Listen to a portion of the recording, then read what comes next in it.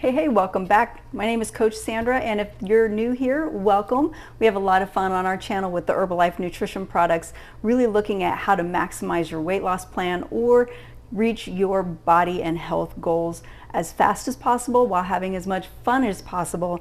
And we post new recipe videos here on this channel every week.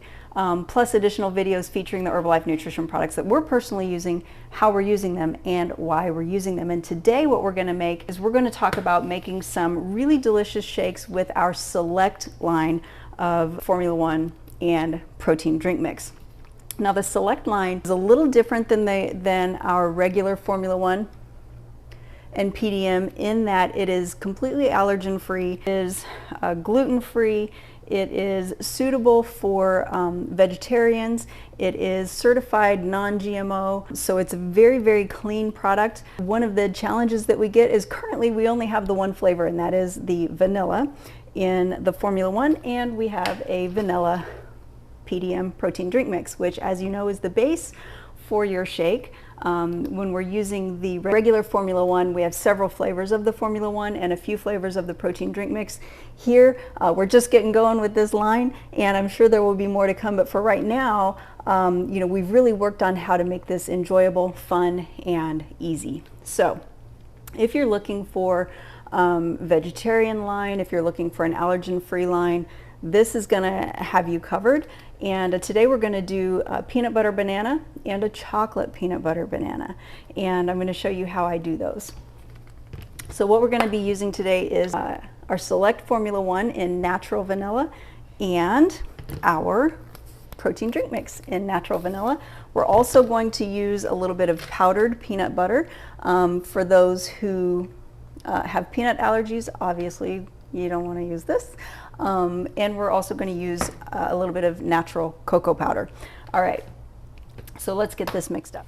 What I'm going to do to start with is I'm going to get my ice and water in here, and I'm going to put about 12 ice cubes just from my fridge, and then I'm going to fill the water to the 12-ounce mark, and I'll be right back. Okay.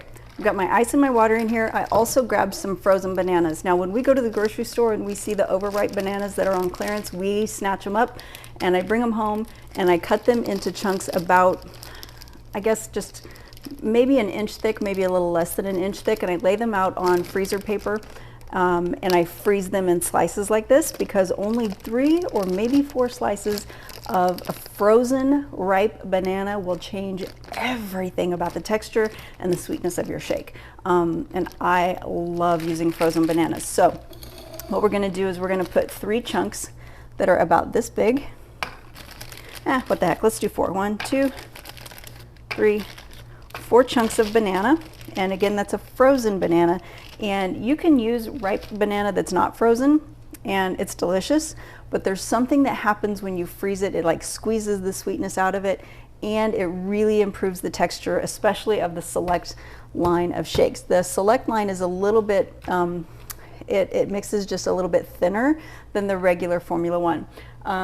I haven't had allergies for very long.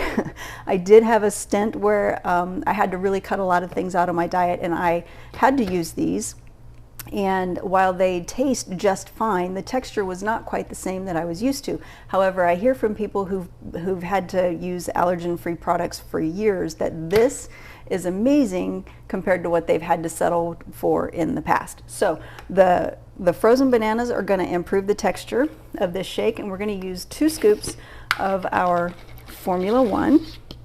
And I'm making this one for myself, and my personal protein numbers require 1.5 scoops of the protein drink mix. Again, if you don't know your protein number, there's always a link with these videos to go get your protein number really easy and really quickly. But for me and my requirements, on the protein drink mix, you're either going to use 1, 1.5, or 2 scoops of your protein drink mix. My number requires 1.5, so that's what we're going to put in here, 1.5. I'm also going to use about a teaspoon of the powdered peanut butter. And I have a ½ teaspoon scoop in here, so I'm going to do 2 of those. That'll give me about a teaspoon of the powdered peanut butter for that delicious peanut butter taste. And now all we do is blend this up. Another tip on this line is for texture. One of the things that I found really improves the texture is just a little bit of spinach. And I know when I first said to put spinach in my shake, I was like, I don't know if I'm going to like that. But listen, you can't taste the spinach. It doesn't change the taste. It does change the color a little. So all your shakes will look green, but the texture is amazing. It really fills out the texture of the shake and makes it smooth and creamy, more like a regular milkshake. So now what I'm going to do is I'm going to blend this for about, I don't know, 60 seconds or so to really make it nice and smooth, to really smooth out that ice. And just like with our regular shakes, I talk about it here on our channel a lot, the key to the texture when you're using a blender is time in the blender. So the longer you blend it, the smoother and creamier it's going to get. If you like your shakes more icy, with like little, like maybe pieces of ice in it, then blend it for less time. So I'm going to blend this and make it smooth and creamy. Here we go.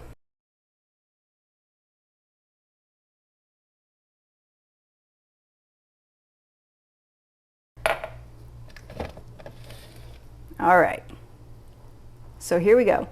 And this is your peanut butter banana. So good. So good. Now the allergen-free line, the select line, the source of protein here is a rice, pea, and quinoa protein. Super satisfying. Again, certified non-GMO. And so this is the peanut butter banana. And then to make it a chocolate peanut butter banana, all you do is add a scoop of cocoa. And just regular, plain, unsweetened baker's cocoa is what you want to use. And I usually start with just under a half of a teaspoon. And then if I want a little darker, richer chocolate, do a little bit more. But start with a half a teaspoon, play with it, and go from there.